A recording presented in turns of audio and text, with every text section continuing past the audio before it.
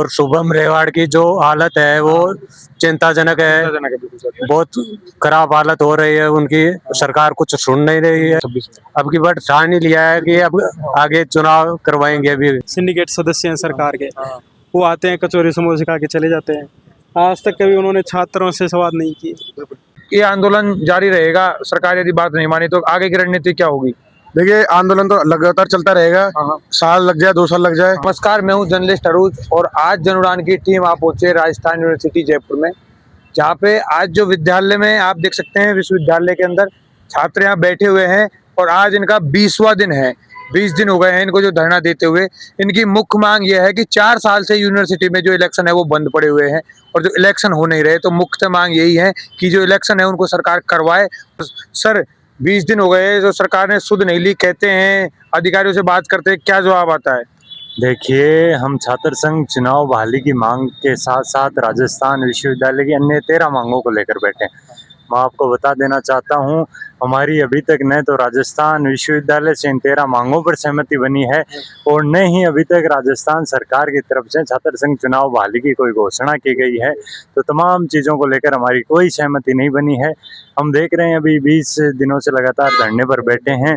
अभी देखते हैं, अगर सरकार के कानों में जो नहीं रेंगती तो आने वाले समय में हम उग्र आंदोलन करेंगे। नहीं, इलेक्शन नहीं कराएंगे तो क्या नुकसान है इनको इलेक्शन से जो इतना घबरा रही है? देखो, यूनिवर्सिटी के अंदर राजस्थान की सबसे बड़ी यूनिवर्सिटी है। यहाँ से अलग अलग प्रदेश से लोग आए हैं बच्चे पढ़ने के लिए और करीबन 27,000 बच्चों का एडमिशन है इसमें। तो वो अलग अलग ज़िले से है, तो सारे बच्चों की जो बात है वो कौन रख सकता है? सारे बच्चों का एक छात्र नेता है तो रख सकता है। तो इसको मद्देनजर रखते हुए, जैसे पूर्वोत्तर 2023 से पहले यहाँ इलेक्शन होते थे और एक छात्र नेता बनता था, लेकिन जब 2023 के बाद आज 2026 चल रही है, तब से यहाँ छात्र चुनाव को बंद करके रख रखा है और छात्र चुनाव का जो कार्यालय है उसके ऊपर झाड़ियाँ चढ़ रही है। तो इन 27,000 छात्रों को बात को हमारे यहाँ प्रशासन के साथ रखे तो वो चेन थी बीच की अध्यक्ष वाली या छात्र नेता की, वो टूट गई है। तो मान लगा सकते हैं कि ये कि डेमोक्रेसी के अंदर इस प्रकार तानाशाह करना अच्छी बात नहीं है।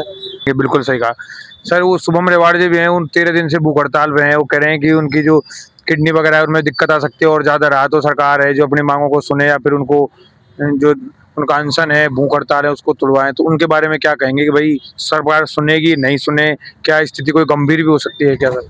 देखिए, चुनाव होने चाहिए, ये लोकतंत्र में जायज़ है। ये छात्र लोग नाजायज मांग नहीं कर रहे हैं और शुभम रेवाड़ की जो हालत है वो चिंताजनक है। बहुत खराब हालत हो रही है उनकी। सरकार कुछ सुन नहीं रही है, हठधर्मिता कर रही है, तानाशाह कर रही है। छात्र सड़क पर आर पार की लड़ाई करने के लिए तैयार है और यदि मान जाए 1-2 दिन में, लेकिन आगे फिर आर पार की लड़ाई होगी। मतलब ठान लिया है कि इस बार इलेक्शन करवा के रहेंगे छात्र 2026 में। अब की बार ठान ही लिया है कि अब आगे चुनाव करवाएंगे। अभी और सर बताएंगे, सर यदि सरकार नहीं मानी और उनकी हालत बिगड़ गई, कोई गंभीर परिस्थिति हो गई, तो उसके लिए आप रेडी हैं? फिर किस तरह क्या करेंगे, अपनी अगली रणनीति क्या होगी? देखिए, बिल्कुल सरकार के प्रति युवाओं का आक्रोश तो आप देख ही रहे हैं। सेंटर में आपने देखा कि पेपर लीक की जो घटनाएं हुई, तो धर्मेंद्र प्रधान जी को अपनी हठधर्मिता उन्होंने काफी अपनाई, लेकिन लास्ट में यूथ के सामने उनको सामने आना पड़ा और अपना इस्तीफा देना पड़ा। है कि भाई सरकार यदि अपनी जो हठधर्मिता है उसको नहीं छोड़ती है तो ये जो है एक बड़ा आंदोलन तैयार करेंगे। जन उड़ान डिजिटल न्यूज इस वक्त राजस्थान यूनिवर्सिटी में मौजूद है। आप देख सकते हैं आंदोलन हो रहा है यहाँ पे। जो है ये स्टूडेंट हैं, इनकी गाड़ियाँ खड़ी हुई हैं। कल परसों यहाँ पे काफ़ी है जो शुभम रेवाड़ जी को उठाया था, जब काफ़ी प्रोटेस्ट भी हुआ था, जो पुलिस है वो लेके भी गई थी। पर रोजगार है, हमें कोई अभी तक आश्वासन नहीं मिला है यहाँ से। कोई भी यहाँ का बड़ा या कोई भी छात्र नेता बड़ा कोई खबर आई हो प्रशासन से कि भाई कुछ करवाएंगे, बातचीत चल रही है कुछ ऐसा? कोई भी अभी तक ऐसा कुछ भी नहीं है कि भाई ये आंदोलन जारी रहेगा, सरकार यदि बात नहीं मानी तो आगे की रणनीति क्या होगी? देखिए, आंदोलन तो लगातार चलता रहेगा, साल लग जाए 2 साल लग जाए, पर सरकार से तानाशाही से झुकने वाले नहीं है। अभी तो हम गांधीवादी तरीके से धरना कर रहे हैं। हम राजस्थान के छात्र हैं, गांधी जी को भी मानते हैं, भगत सिंह को भी मानते हैं। वो दिन दूर नहीं है जिस दिन हम राजस्थान विश्वविद्यालय गेट कूदे पूरे जेल जाम कर देंगे और अपने हक की लड़ाई को इतने मजबूती से लड़ेंगे कि पूरा रोड जाम हो जाएगा और सरकार को हमारे सामने झुकना पड़ेगा। अभी कोई वार्तालाप हुई सरकार की छात्रों के बीच में, कोई आश्वासन की भाई बात करेंगे या फिर इलेक्शन की बात हो जाएगी या फिर कुछ मतलब कुछ इसी तरह की कोई बात निकल के आई है इतने 15 दिन में 20 दिन के अंदर? देखिए सरकार गूंगी बेरी सरकार है, कान में रुई डाल के बैठी है। ये ऐसा दिखा रहा है कि हमें तो कुछ पता ही नहीं क्या हो रहा है। ये बात करने आना चाह नहीं है, इनको पता है क्योंकि जो भी बात करेंगे जिस मुद्दे पे उस मुद्दे में छात्र बिल्कुल सही है और सही चीजों पे मांग लेके बैठे हैं, पर इनके पास कोई जवाबदेही है ही नहीं। छात्र के जीवन को खतरे में डाल रही है। जरा सोचिए शुभम भाई, 20 दिन 13 दिन हो गए और दिन चलता रहेगा। कल को शुभम भाई की सेहत कुछ भी होता है तो इसका जिम्मेदार कौन होगा? क्या एक सरकार की जिद किसी आम छात्र की जिंदगी से बड़ी है? सरकार की तरफ से शुभम जी से कोई मिलने आया, कोई नेता प्रतिपक्ष का या पक्ष का, जिन्होंने उनको कुछ आश्वासन दिया हो कि भाई आपकी जो मांग है उनको उठाएंगे या फिर किस तरीके से करेंगे? देखिए इस बीजेपी सरकार से तो कोई नेता नहीं आया। नेता प्रतिपक्ष से बड़े भाई साहब मुकेश भाकर जी आए हैं, कई नेताओं ने ट्वीट भी करे शुभम भैया के लिए। तो इससे देखा जा रहा है कि कई लोग चाहते हैं कि छात्र संघ चुनाव हो, पर ये सरकार के ही कुछ तमाम लोग हैं, कुछ मंत्री एमएलए हैं जो ये नहीं चाह रहे कि चुनाव हो, कल को कोई आम छात्र आके या चुनाव लड़े और जीते और कल को हमारे बच्चों के सामने हमारी सीट पे खतरा पैदा करे। सर हैं उनकी तरफ से बोलेंगे। ये डेफ वाले बच्चे हैं, ये पिछले 2 साल से बैक और में घूम रहे हैं। इनके किसी के 2 बैक आ गए, किसी के 4 आ गए, किसी के 3 आ गई। इनकी कोई सुनने वाला ही नहीं है, ना इनके रहने की कोई फैसिलिटी है ढंग की। और ये बच्चे एडम ब्लॉक का चक्कर काटते रहते हैं, इनके कोई सुनने वाला नहीं है। बुरा हाल है।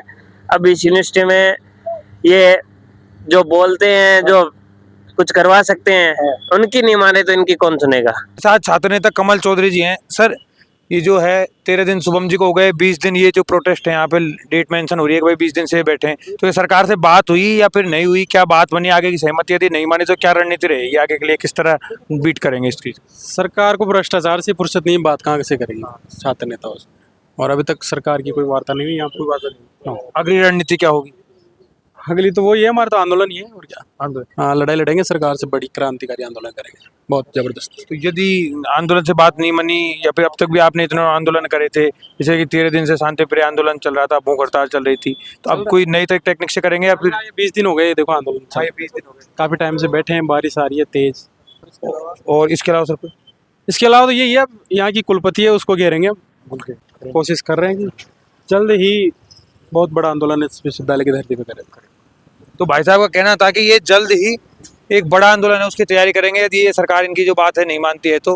पूरी यूनिवर्सिटी की ग्राउंड रिपोर्टिंग देखी और ऐसे ही सच्ची और बेबाक ग्राउंड रिपोर्टिंग जीरो के लिए आप जनउड़ान चैनल को सब्सक्राइब करें। मैं हूं जर्नलिस्ट अरुज, कैमरामैन ओम प्रकाश के साथ जनउड़ान जयपुर।